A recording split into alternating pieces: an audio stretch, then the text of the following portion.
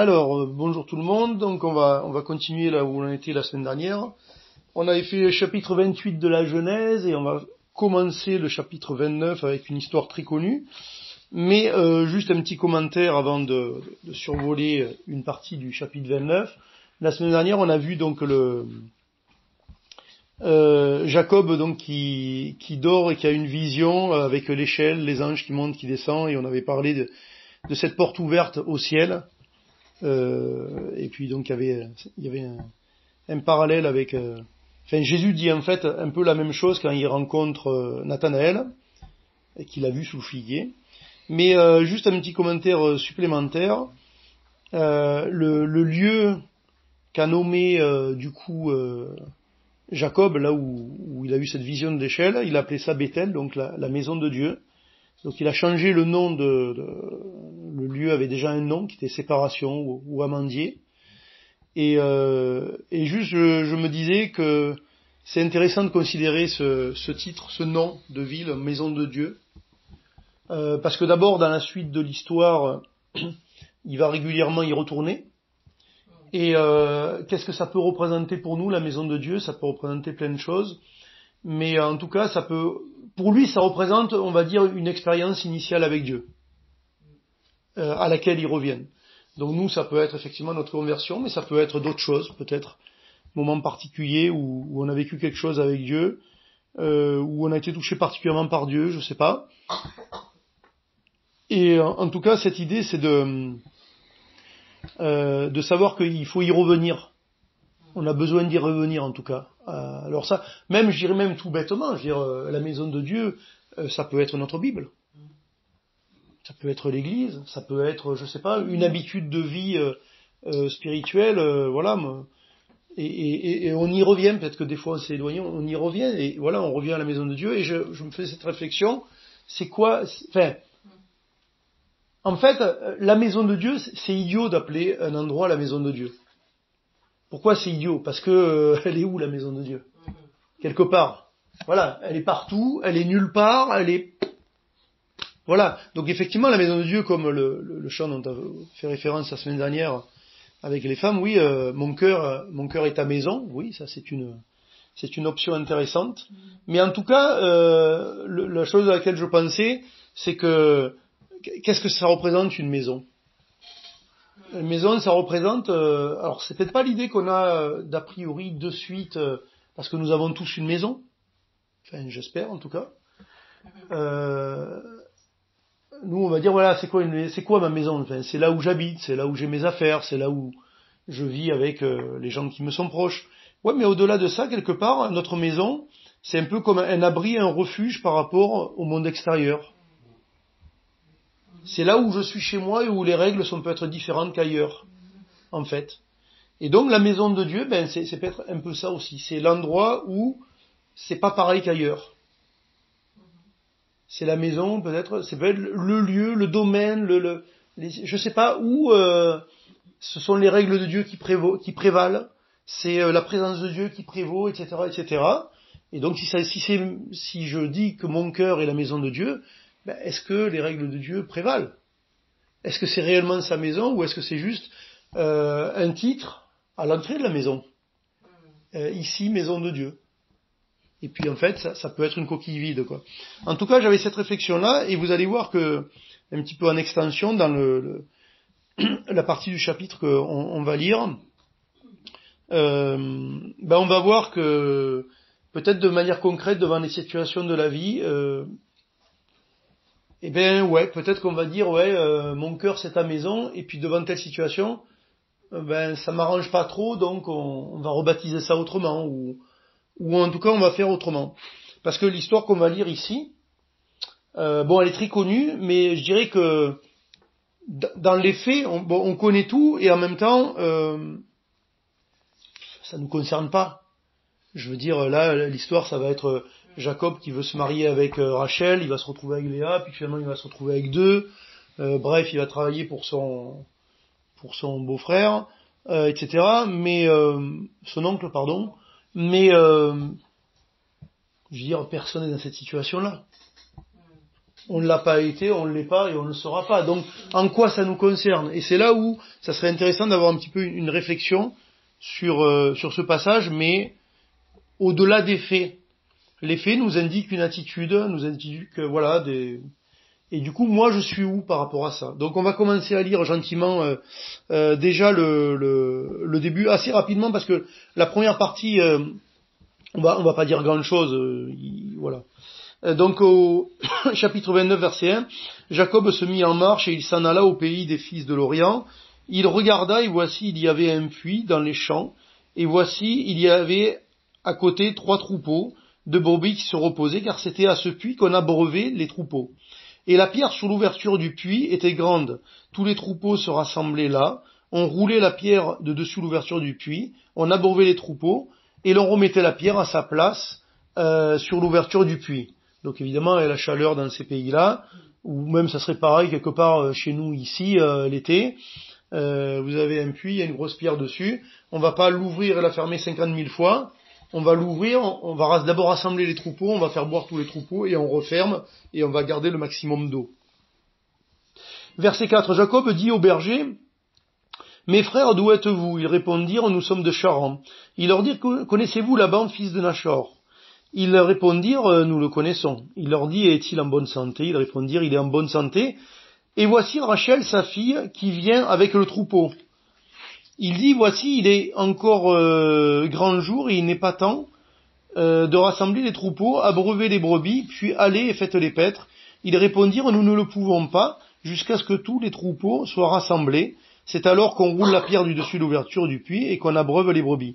Alors, vraiment, on dit que Jacob, il est roublard, mais c'est vraiment collé à sa peau. Parce qu'en fait, si on comprend un peu la situation, lui, il savait très bien qu'il fallait que tous les troupeaux soient là et qu'on ouvre la pierre, on abreuve tout le monde et on referme.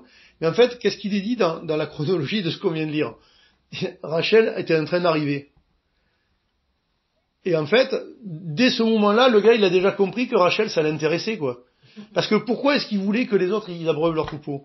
Pour qu'ils s'en aillent et qu'ensuite, ils fassent le coq devant Rachel. C'est lui qui allait y faire boire son troupeau et qui allait être la vedette. Vous comprenez? Et oui, parce que sinon, il est pas bête. Pourquoi t'es pressé d'abreuver? Qu'est-ce qui t'en fiche? Tu es là, t'es en voyage, t'es fatigué, t'as rien à faire, tu débarques. Ah ouais, il est là, bon, ça très bien, je me suis pas trompé de lieu. Et alors, et après? Pourquoi les faire boire les troupeaux? Ben non, mais il n'y a pas de problème. Donc évidemment, il lui rappelle les règles. Verset 9, comme il leur parlait encore, survint Rachel avec le troupeau de son père, car elle était bergère. Lorsque Jacob vit Rachel, fille de Laban, frère de sa mère, et le troupeau de Laban, frère de sa mère, il s'approcha, roula la pierre de dessus l'ouverture du puits, et abreuva le troupeau de Laban, frère de sa mère. Donc déjà, de toute façon, il prend l'initiative, il se fait bien voir. Et Jacob, au verset 11, baisa Rachel, il éleva la voix et pleura. Jacob apprit à Rachel qu'il était parent de son père. Il était fils de Rebecca, et elle courut l'annoncer à son père. Dès que Laban eut entendu parler de Jacob, fils de sa sœur, il courut au devant de lui, il l'embrassa et le baisa, et il le fit venir dans sa maison. Jacob raconta à Laban toutes ces choses, et Laban lui dit, certainement tu es mon os et ma chair, donc de ma famille. Donc sur cette partie-là, il n'y a pas grand-chose à dire, si ce n'est que le caractère de Jacob continue. Rachel lui a déjà tapé dans l'œil, donc il s'est foulé un peu la rétine. Et, et finalement, voilà, donc il arrive chez Laban, voilà, selon un peu les us et coutumes, c'est très bien. Donc Jacob demeura 1 mois chez Laban. Donc ça, c'était 1 mois de vacances. Puis Laban dit à Jacob, parce que tu es mon parent, me serviras-tu pour rien? Dis-moi quel sera ton salaire. Donc là, nous, quand on le lit comme ça, on se dit, Laban, il est gentil, il dit, qu'est-ce que tu veux comme salaire? Non, mais en fait, Laban, il est en train de dire, en fait, tu vas pas te lever tard le matin, regarder la télévision et manger mon repas matin, midi et soir. Tu vas bosser un peu, Coco. Maintenant, effectivement, il faut bien qu'il y ait un salaire. Donc, c'est quoi ton salaire? Drôle de salaire. Alors, dis-moi quel sera ton salaire. Or, Laban avait 2 filles. L'aînée s'appelait Léa et la cadette Rachel. Léa avait les yeux délicats, ou malades, comme vous voulez. Mais Rachel était belle de taille et belle de figure. Donc elle, il n'y a pas de problème, elle est top partout. en tout cas visuellement. Verset 18, Jacob aimait Rachel, vous voyez, je vous dis, en un mois, l'affaire est déjà classée, on est sur des rails, on a un projet de vie. On a un projet de vie, c'est clair. Jacob aimait Rachel, et il dit, je te servirai 7 ans pour Rachel, ta fille cadette. Et Laban dit, j'aime mieux te la donner que de la donner à un autre homme, reste chez moi. Ainsi, Jacob servit 7 années pour Rachel, et elles furent à ses yeux comme quelques jours parce qu'il l'aimait. Donc voilà, on est absolument à Hollywood. Hollywood, en fait, c'est un truc qui est arrivé beaucoup plus tard. En réalité, on y était déjà à l'époque. C'est vraiment, on est à Hollywood, impeccable. Il a vu Rachel, il est fou, il travaille pendant 7 ans, il les voit pas passer. C'est nickel, il n'y a pas de problème. Jacob, par hasard, il est pas, tout comme pour la pierre au-dessus du puits, il n'est pas au courant qu'on marie l'aîné avant la cadette. Hein. Non, c'est un truc. Non, il a oublié. Il en a pas parlé avec Laban. Non, il n'en a pas parlé avec Laban. Enfin bref. Donc voilà. Donc on est dans la situation parce que ce que je veux dire voilà, c'est que on se dit ouais, Laban il a roulé Jacob. Oui, il a roulé Jacob. Mais un Jacob idiot. Quand même, il a roulé.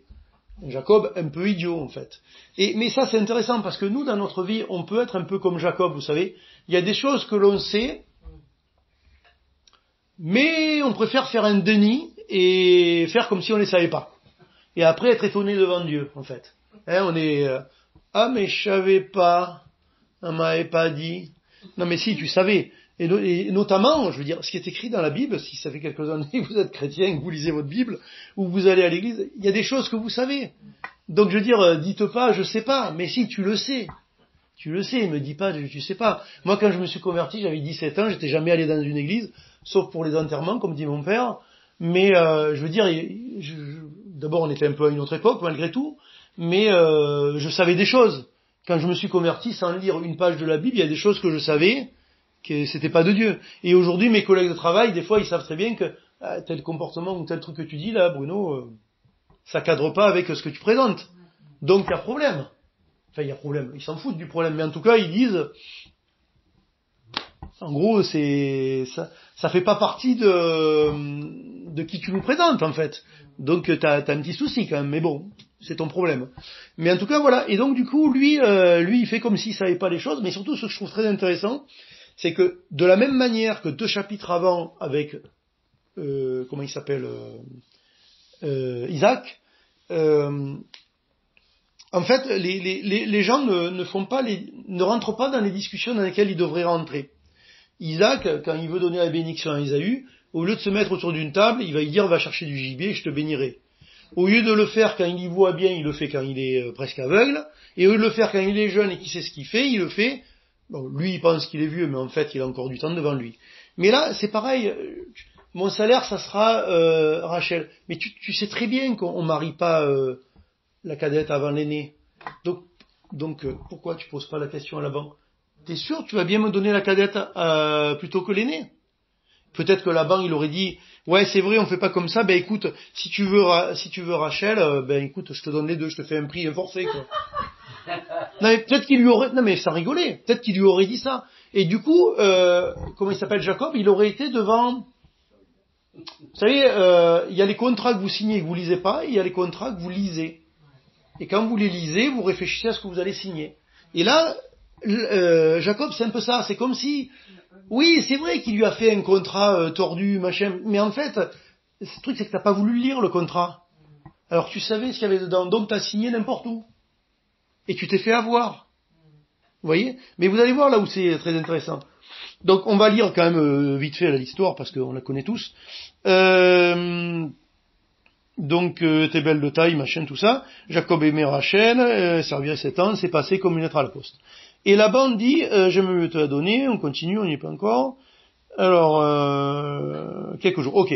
Verset 21, ensuite Jacob dit à Laban, donne-moi ma femme, car mon temps est accompli et j'irai vers elle.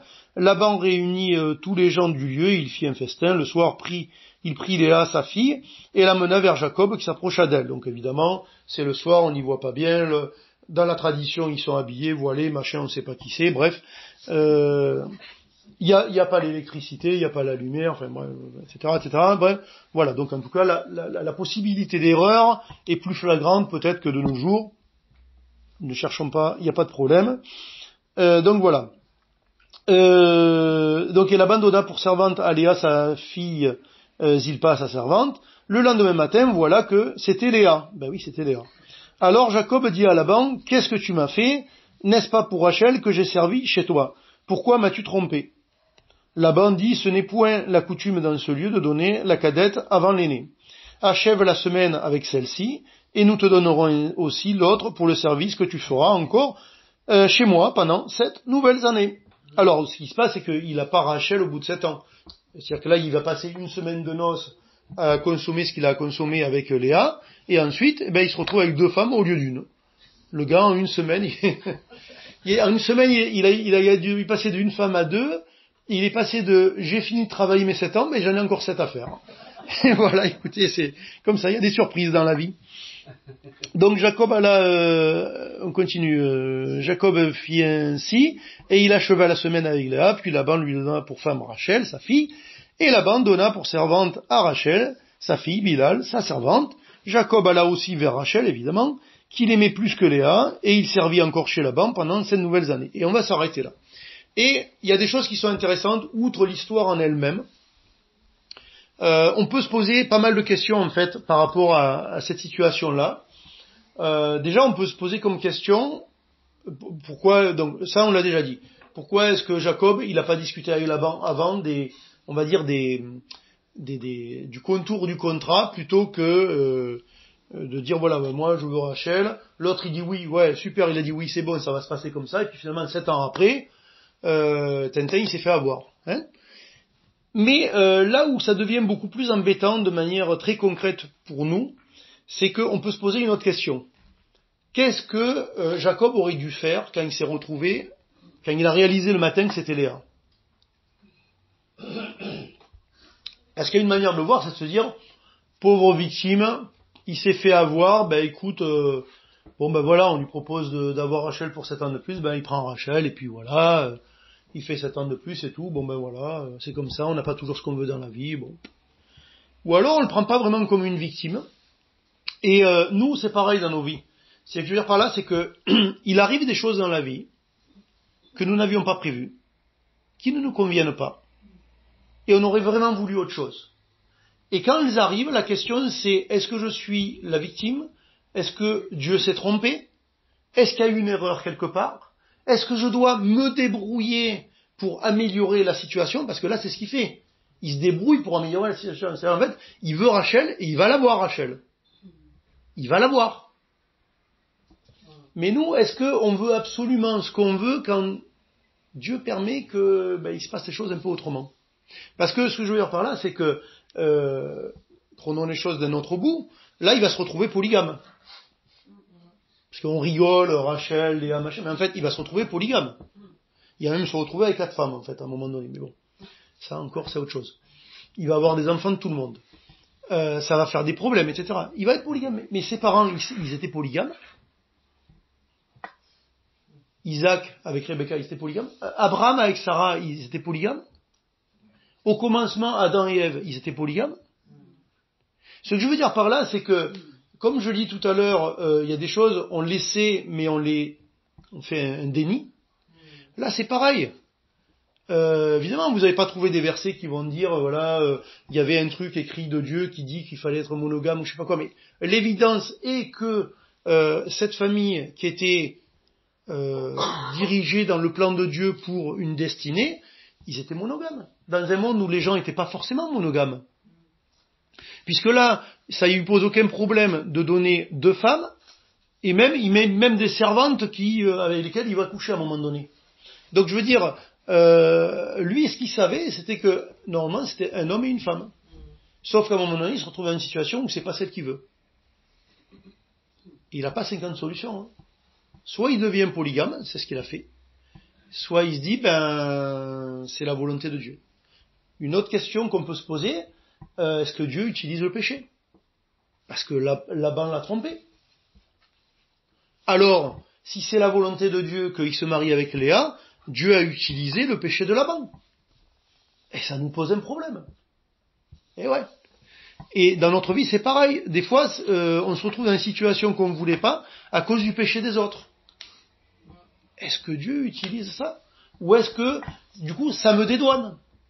Oui, mais attends, c'est par le biais d'un péché, donc moi j'ai le droit aussi de faire 2-3 entorses pour rectifier la situation. Ou est-ce que je suis dans une situation, à un moment donné, parce que pour sortir de cette situation, je ne peux que pécher, je ne vais pas pécher.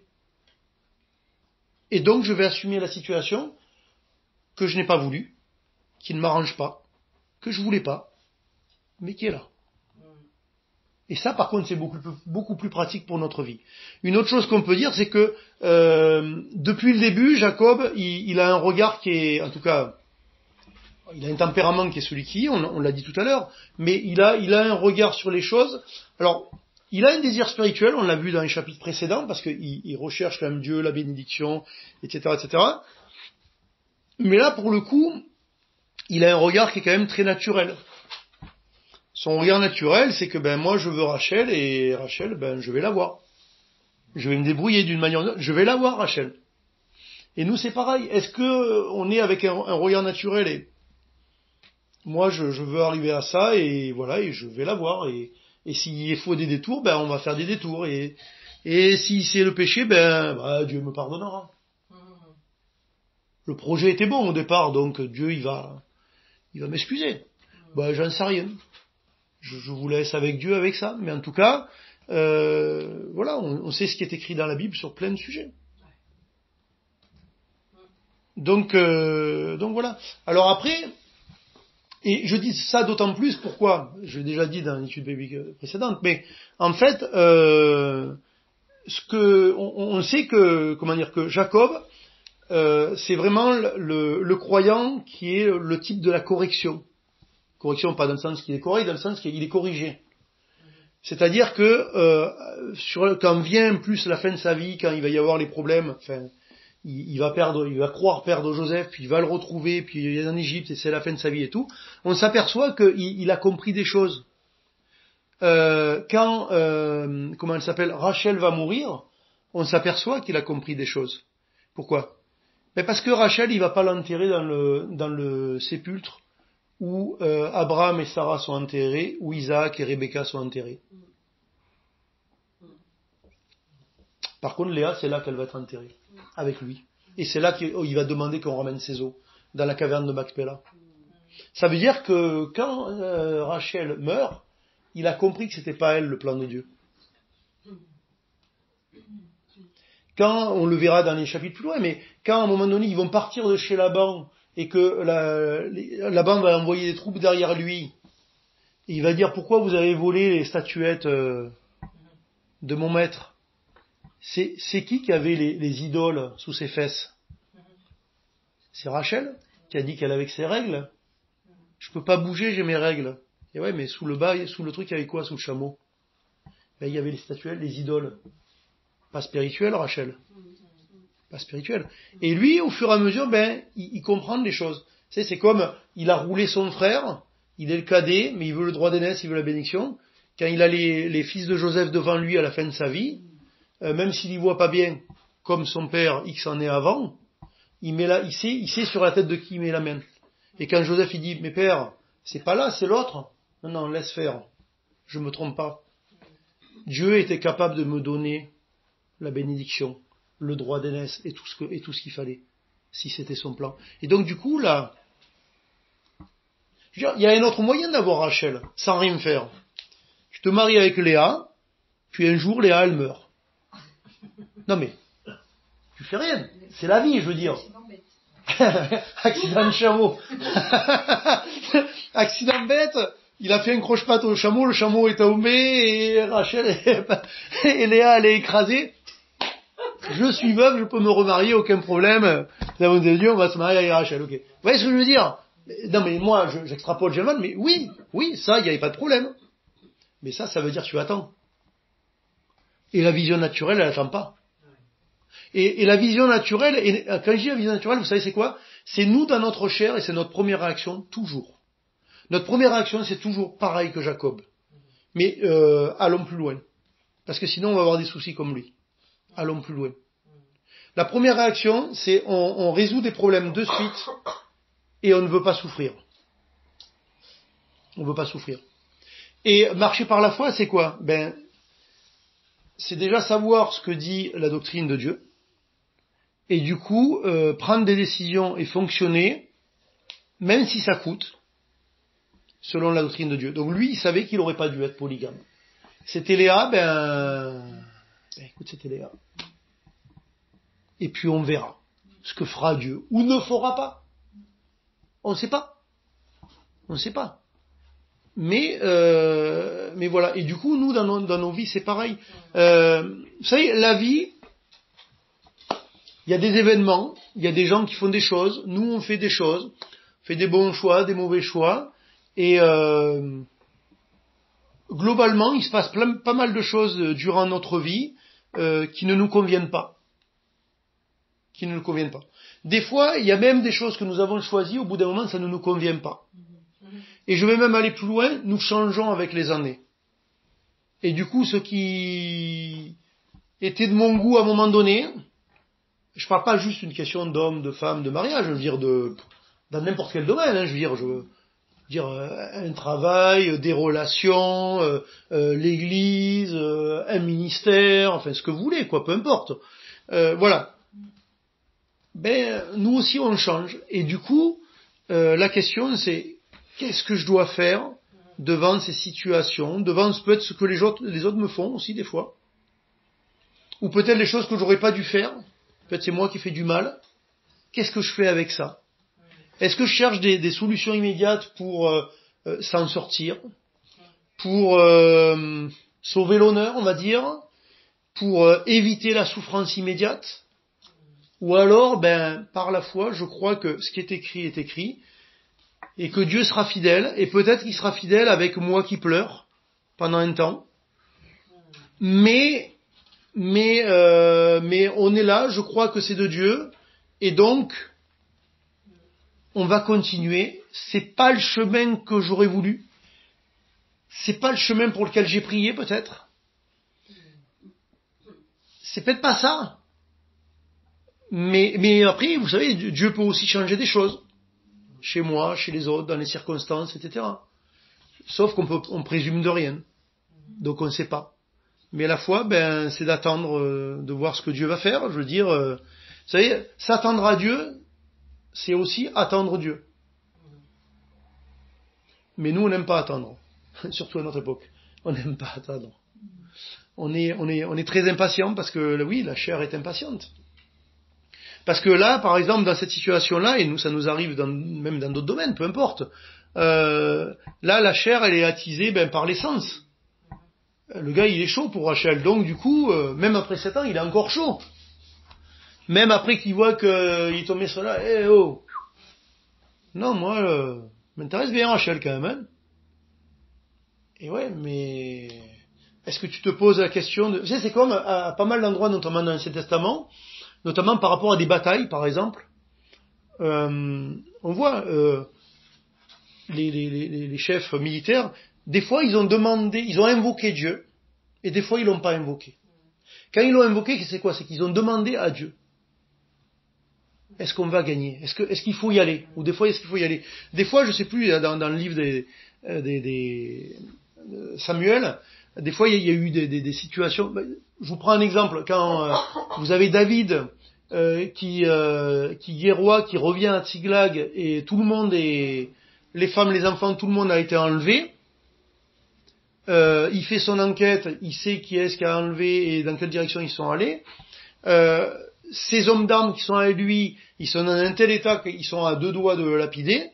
Et lui, il invoque Dieu, il dit, est-ce que je vais poursuivre les assaillants pour récupérer notre bien? Et tu poses la question. Évidemment que tu vas y aller. Oui, mais son attitude, c'est, je vais invoquer l'Éternel, je m'en remets à Dieu. Est-ce qu'il faut qu'on y aille? Ou est-ce qu'il faut attendre? Ou est-ce qu'il y a autre chose? Ou est-ce que c'est déjà fichu et je ne le sais pas? Ils sont déjà tous morts, c'est pas la peine de se déplacer. Je sais pas, par exemple. Donc toi, tu lis le texte, tu te dis, mais c'est même pas la peine d'invoquer Dieu. Évidemment qu'il faut y aller. Et ouais, David, il invoque Dieu. Et nous, dans notre vie, peut-être que des fois, on prend des décisions, on fait des choses, et on n'invoque pas Dieu. Et du coup, est-ce que c'est vrai que mon cœur, c'est sa maison? Ou est-ce que c'est le truc que j'ai écrit au-dessus de la porte d'entrée, qui est vrai des fois, mais qui reflète pas la réalité d'autres fois, en fait. Hein? Et donc voilà, juste, moi je vais pas être plus long que ça suffit largement de toute façon.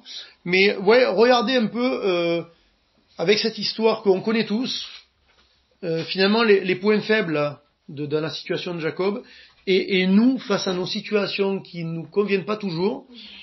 Est-ce que je réagis pas comme Jacob des fois, de manière plus discrète, parce que des fois c'est la société qui me permet de pécher. Divorce c'est autorisé, avortement c'est autorisé, concubinage, il n'y a aucun souci.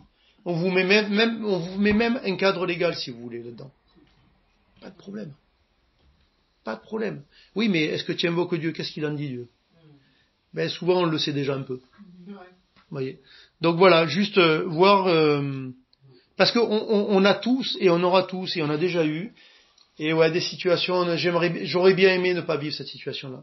J'aurais bien aimé que ça soit autrement. J'aurais bien aimé qu'on n'arrive jamais là. J'aurais bien aimé. J'aurais bien aimé que les gens ils se comportent autrement et moi. J'aurais bien aimé moi ne pas faire ce que j'ai fait aux autres. J'aurais bien aimé peut-être ne pas vivre à telle époque et devoir subir telle ou telle chose. Ouais, j'aurais bien aimé. Mais vous savez, moi je lis des romans. C'est pas nous l'écrivaine. Enfin, en partie. Mais c'est pas nous. L'écrivaine, c'est pas nous. Hein. Le livre, si on peut dire que le livre est écrit, il n'est pas vraiment écrit à l'avance, mais en tout cas, les choses qui arrivent, c'est pas nous qui les maîtrisons. Et là, en face de ça, je dois me dire, Seigneur, qu'est-ce que tu veux que je fasse? Parce que Jacob, lui, il a pas dit qu'est-ce que je veux que je fasse. Il a dit comment je vais m'en sortir pour atteindre l'objectif que j'avais. Et il a atteint.